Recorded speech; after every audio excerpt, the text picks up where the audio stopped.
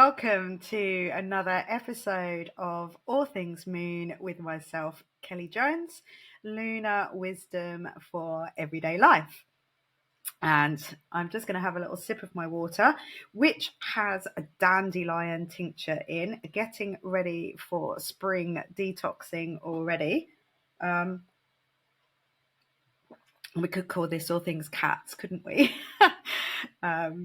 So this was a lovely Christmas gift from my family. It says, "Don't distract me, I'm reading your aura."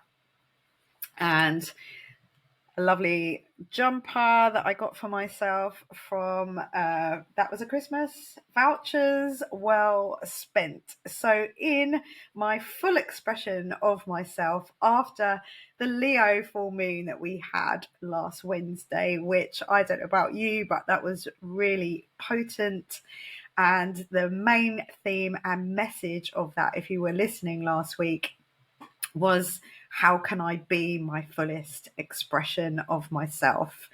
And knowing that my Venus is in Leo, I have received this week these amazing the business astrology oracle cards by a lady called Catherine Hocking, and she teaches business astrology, which is quite an unusual thing, but something that really has kind of, lit up a little light bulb in me, because a lot of my friends and colleagues are all female heart-led business owners.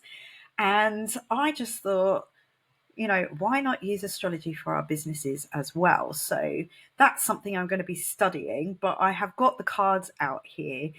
And just before I was coming online, I was just giving them a shuffle because they're brand new and they're all still a bit sticky. And I was asking the question, what do I need to do to get out of my own way when it comes to my business? And, what do I need to know? And the two cards that came out were the Rebel and the Mystic. So this is the Aquarius card and this is the Pisces card. And I'm going to be talking quite a bit about these two energies today. So they were perfect for this week's episode. And also, I suppose I am and always have been a little bit of a rebel mystic or a mystic rebel, whichever way round that works. In fact, which way round do you think it works? Let me know. Leave me a little comment, press the like button and send me a comment saying, am I the rebel mystic or the mystic rebel? Anyway, joking aside, we had the full moon in Leo last week, and then on Valentine's Day, in perfect timing to communicate romantically, we had Mercury move into the sign of Pisces. And, it's like everybody wants to be in Pisces, which is why I called this episode All Things Pisces. So, as you know, if you've been listening, Saturn is still in Pisces. Neptune is still in Pisces, but they are in their last sort of final phase, if you like, in that last decan of the signs. They are going to be moving, both those big planets are going to be moving into the sign of Aries in the next few months and the next year. So by 2026, fully in there for a good long stay. But at the moment, we're at that point where they're finishing up in Pisces before they move into a very different energy.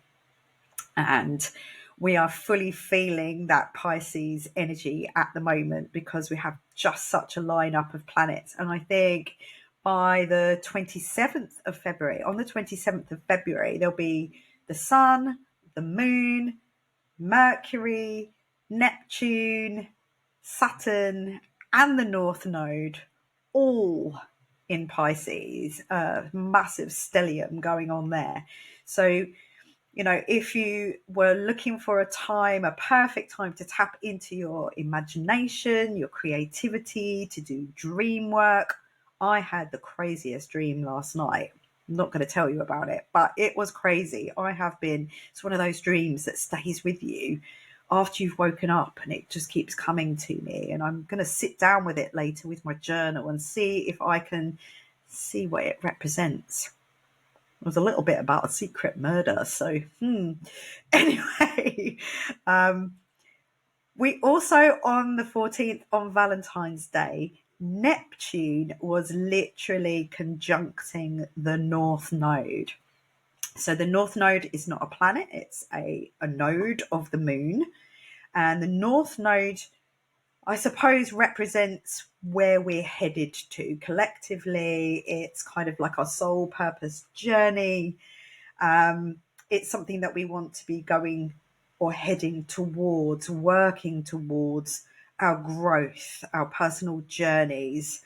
And Neptune, the dreamy illusionist, was conjunct the North Node in Pisces on Valentine's Day. So I really hope that there was none of you out there that were under some kind of romantic illusion that kind of got your bubbles burst.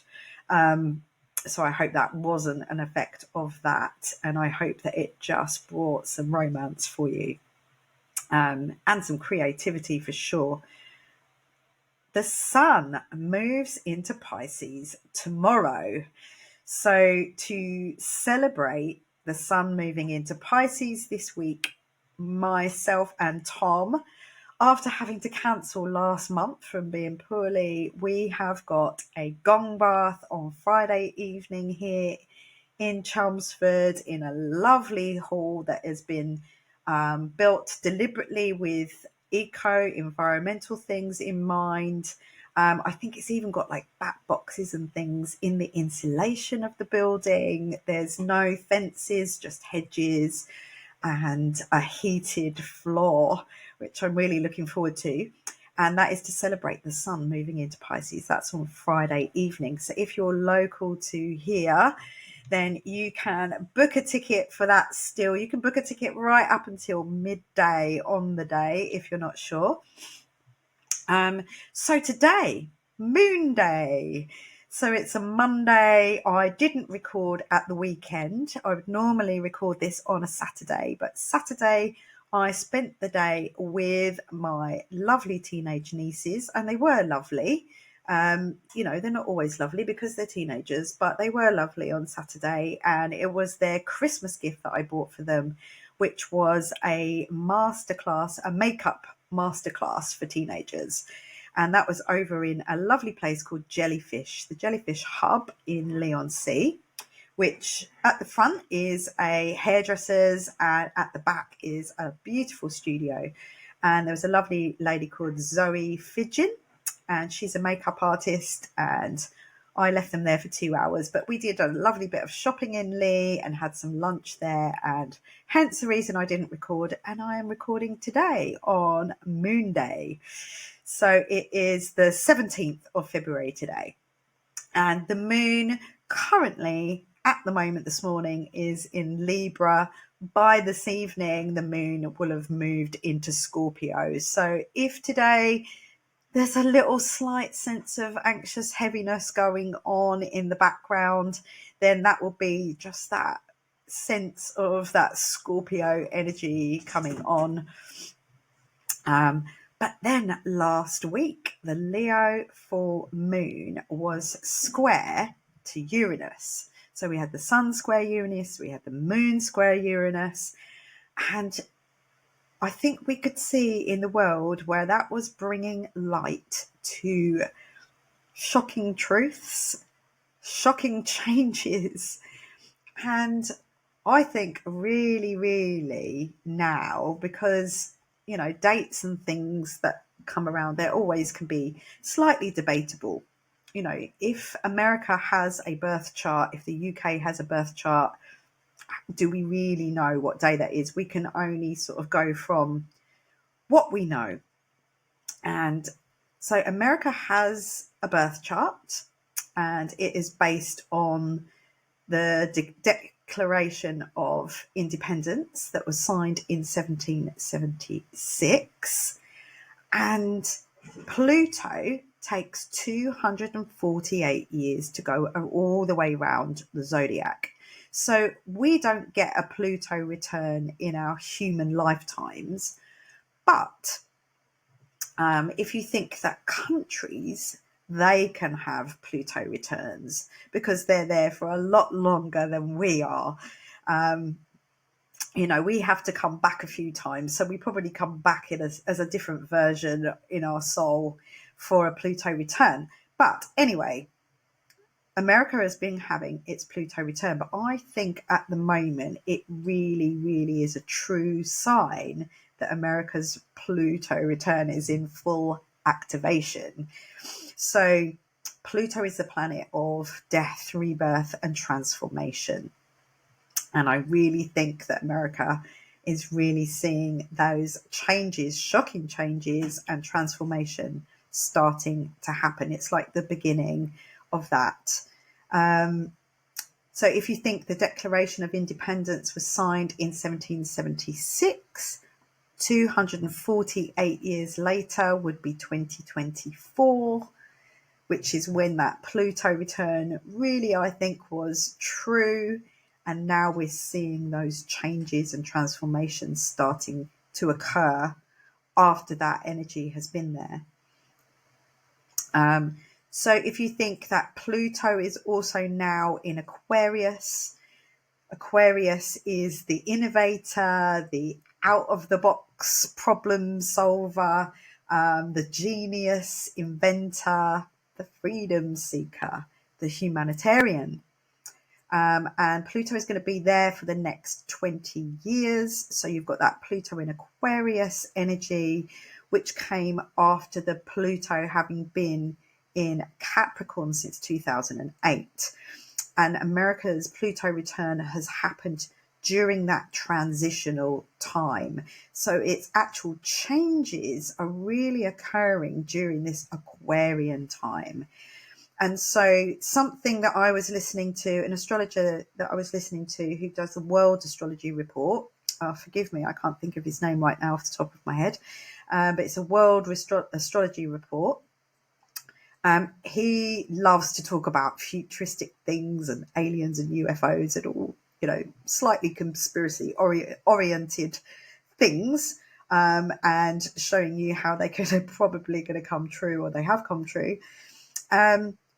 He talked about this thing called the Stargate project, which has been mentioned now by the president there and what's his name, the Musk guy.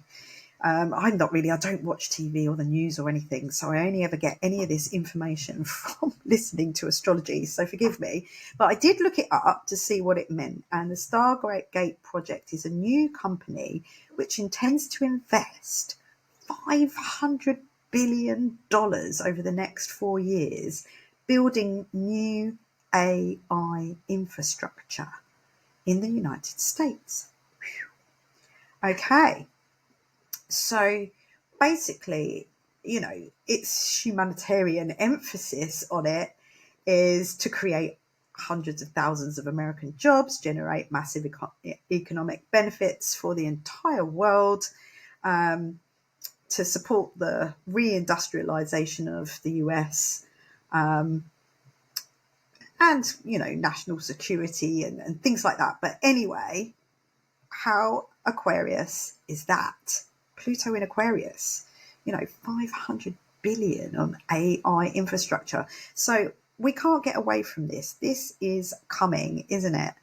And if you think that sun and moon in Leo, and Leo being that king, it represents kings and leaders and people in power and people that want to be adored and be in the spotlight and be on center stage. In that square with Uranus, that really is, to me, shows me the president standing up and talking about AI. I mean, this is how we can see that the astrological energies are playing out down here as above, so below. So regardless of what any of us believe about it, you know, I haven't mentioned this to get anybody's opinion on anything, because I'm not really, you know, remember, we've got a lot of Pisces, Neptune, illusionary things, illusion, deception, who knows. But regardless of any of that, it couldn't get much more Aquarius and Uranus if it tried right now. So what else have we had? So we've got this Venus moved into Aries, didn't she? Bringing about our inner warrior goddess. And she's traveling quite slowly through Aries because she's getting closer and closer to the earth, so that she'll begin her retrograde at the beginning of March. So she'll kind of move forwards, and then, as we know, retrogrades, they appear to be going backwards. So she'll be spending a bit more time in Aries, traveling backwards next month. We had the Leo full moon, bringing our fullest expression from our hearts. And then we still have Mars, poor old Mars, still debilitated in the sign of Cancer until the 23rd, 24th, when we'll start to see a little bit of action being ignited. But, you know, let's just think about it. Like, let's think of it literally, like, you know, my hair getting redder in the sign of Cancer. This is the planet Mars. I'm the Cancerian. So more often than not, if I get fired up and angry, I cry. So my anger tends to go nowhere. It tends to fizzle out quite quickly. I'm not very... I don't really ever know what to do with anger. So if that gives you an idea where Mars is in Cancer, and 23rd, 24th, it stations to go direct. But if you think of a speedboat that's been stranded at sea for a couple of months, it might cough and choke and splutter a little bit and need to run the engine for a bit in neutral for a while before it actually starts moving again. It would be a sensible thing to do, just to make sure everything's chugging over. So Mars is actually going to be stationing at 17 degrees in the sign of Cancer. So if we think of those 0 to 29 degrees of each sign, as it gets to 17 degrees, that's when that's when some action can start to happen again. But as I said, it's very slow action. It's not going to go full speed ahead really until April, when it starts to move back into Leo. But it's actually going to be stationed at 17 degrees of Cancer until the 9th of March. So it's stationed direct in neutral, basically, for quite a long time. So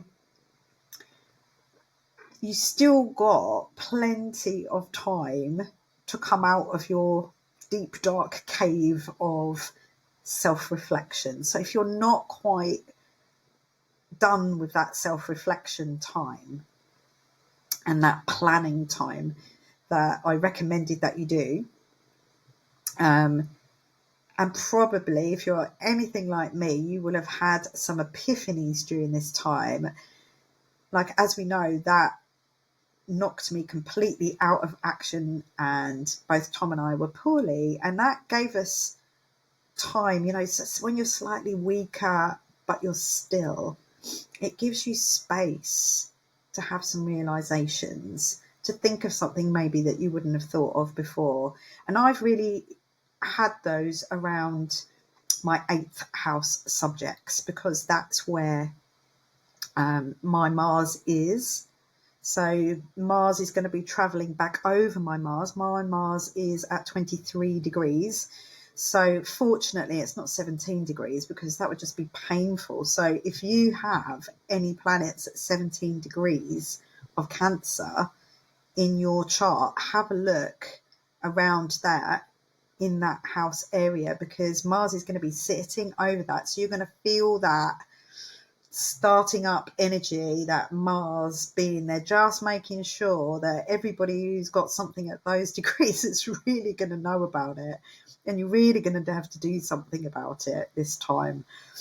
But yeah, you've got plenty of time left to come out of your cave of self-reflection and take action on your epiphanies. I thought, well, because Mars is at 17 degrees of Cancer for quite a considerably long time before it actually moves to 18 degrees on the 9th of March, I looked up the Sabian symbols. So Sabian symbols are, I think it maybe was in the 1920s or something. I think the lady was called maybe Elsie Wheeler, but it was they were like channeled messages for every degree of the zodiac. So it's like a symbolic message for all 360 degrees of the zodiac. So this is a Sabian symbol for 17 degrees of Cancer. The germ grows into knowledge and life. So I was like, germ? Well, we don't want germs to grow, do we? But I thought maybe more of germination. What are you growing, or what have you been growing? And what have you got a little bit more time to focus on growing whilst it's at that 17 degrees? But the caution would be, because it's hovering there, getting ready for action, try not to do things that aren't fully developed. Trying to do things that aren't fully developed, rushing and missing vital parts in the situation. So if you think, quite often, if you try and force a seedling to grow, if you plant it before it's ready to be planted outside, it's still like about 2 or 3 degrees here. If I've been propagating something indoors and then I thought, oh, hurry up, I haven't got time, I'm not patient, I would just want you to grow, and I stick it in the ground outside, it could wither and die and turn into nothing. So that's the caveat for this, I think, the message from that. The germ grows into knowledge and life. So what are you germinating? What are you growing? And don't try and force it to happen. That's, get the knowledge that you need so that you can give it life. So Mars in Cancer, Mars the warrior, Cancer a bit needy. So Mars can be what you might term a whiny warrior in Cancer, or at its lowest expression, it may have felt like depression. So if you felt a little depressed or very depressed, Mars in Cancer, it is a thing. It could be a symptom of that depression. So just, take some nice deep breaths and know that this energy is passing, and it always does. Just like bad weather, it does pass eventually. And it's been pretty grim, the weather recently, but the sun's shining today, so we had all the sparkles from my disco moon in the window this morning, which this one on my lap here, she absolutely loves chasing the sun, don't you? So yeah, myself, I am prone to the dark cloud of depression if I am not fully conscious and wary. So being so deep and sensitive, it can quite often feel like nobody really understands, and you're very on your own with those deep thoughts. And this Mars energy in Cancer could have felt a bit like that. So, I'm fully aware that this really, really long transit, knowing which house area of my life it would be showing up, which was the 8th house of joint finances, debt, inheritance, and ultimately transformation. So hence where I've been talking to you about doing a bit of a deep dive into my wounds around wealth, having some epiphanies around the subject of joint finances for me, and where I give my power away, because I'm like a little child when it comes to that subject. I was just talking to my mum about how I was giving my nieces some advice about really learning how to do bills and deal with money way before they leave home, because I can remember having terrible panic attacks and anxiety around bills and things, because nobody ever showed me. They don't show you at school how to survive these things. They just give you a load of things that might come in handy one day, maybe. But not really useful, practical things, actually surviving on a day-to-day basis. So, deep diving into those wounds that I have carried within me, that have played out in behavior and patterns and sabotage. And looking at how I will transform this area of my life going forwards. And, I've even had the opportunity through the sad departure of a family friend from my childhood. So one of my dad's very best friends that we grew up with, their children, and literally in the same room as the people that I developed those beliefs around. So, catharsis is a very cathartic situation, cutting the cords that keep us stuck in those sabotage situations, those sabotage patterns. So, Mars in Cancer.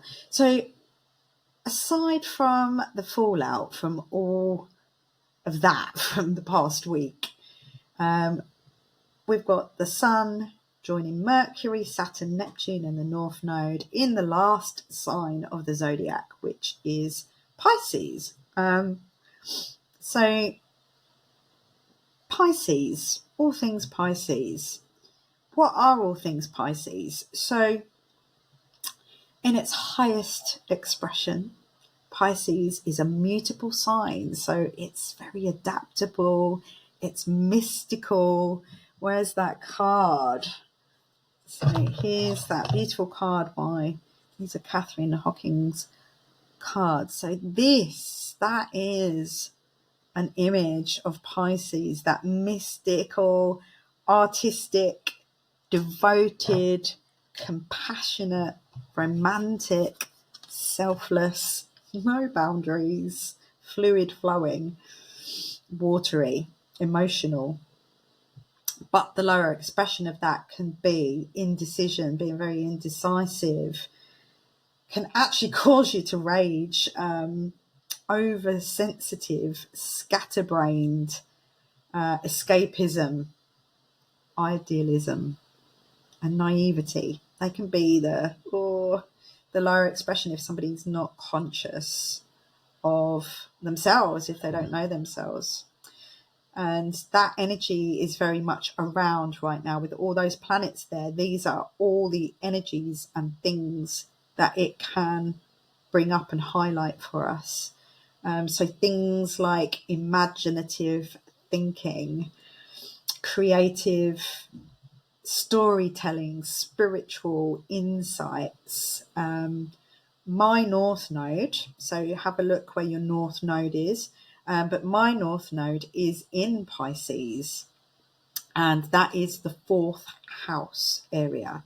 So the 4th house area is to do with house and home.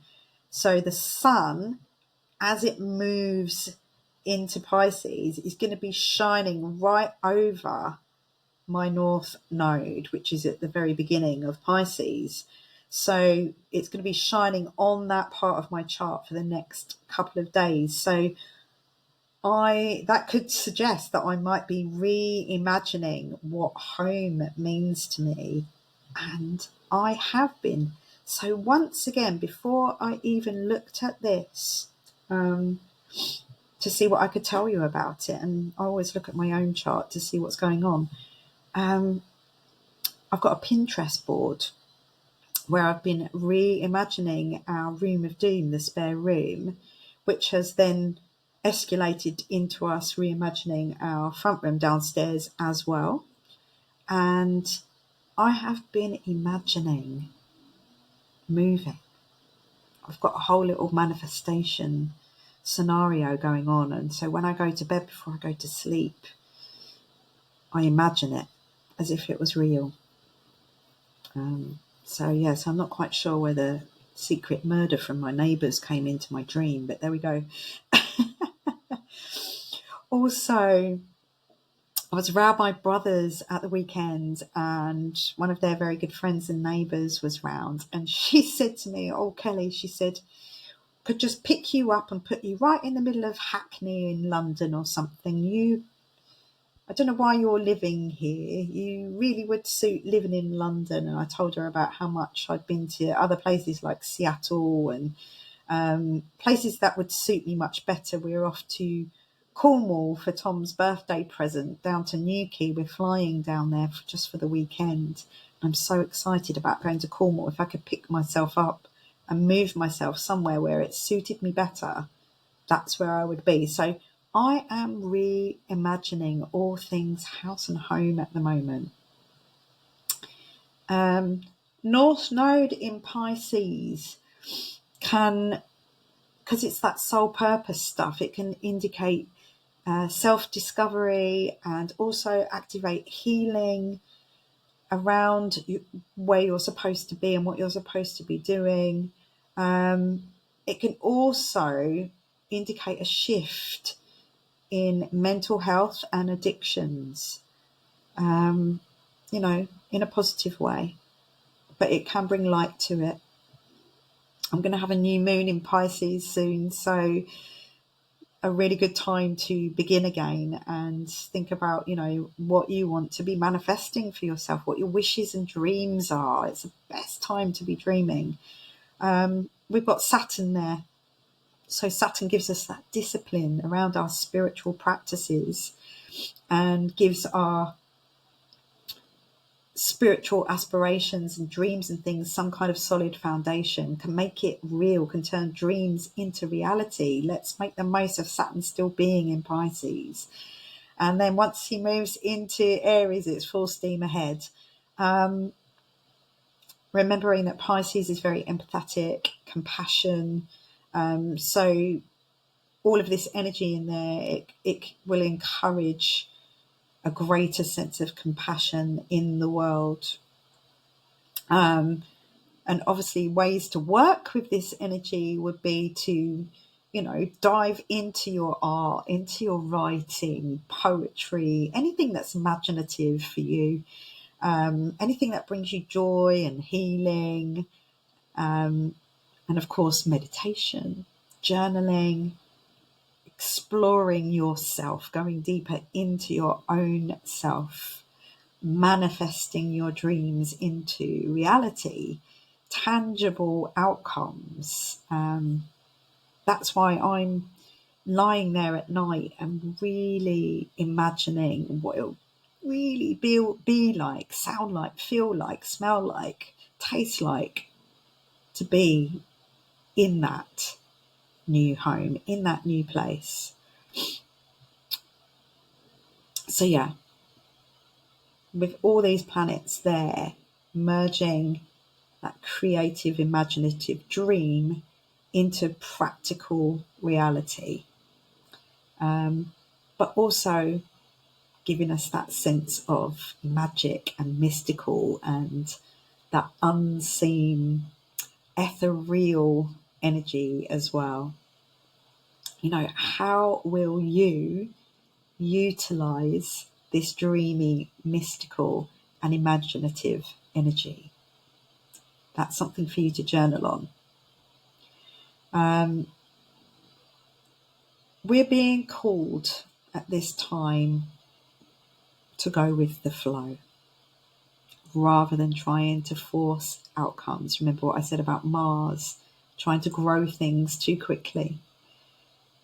Strala Yoga is all about soft is the new strong, soft and movable on the outside, strong and resilient on the inside. You know, listen to your heart, trust that dreams are possible. So by the time I speak to you next, the sun will have moved into Pisces. I will have done a lovely gong bath. And also I'm going off to see the lovely Rebecca Campbell next Saturday night. She's going to be doing an evening all about her new book, which I think I've got it over there. It's over there, yeah. Your soul had a dream and your life is it. Couldn't be more perfectly timed as the sun moves into Pisces to be going to an evening all about your soul had a dream and your life is it. So on that note, I'm going to leave you because we're at 36 minutes now. And if you'd like to know your birth chart a bit better and get a reading with me, then you can find the link to my website, kellyjones.me, in the show notes. Please, please, please, if you could press the like button, if you could subscribe to my channel, if you could share and get this out to more people, then I would be super grateful because, you know, what is this information if I just keep it to myself? And yeah, Pisces, blessings to you all, and I'll see you next week.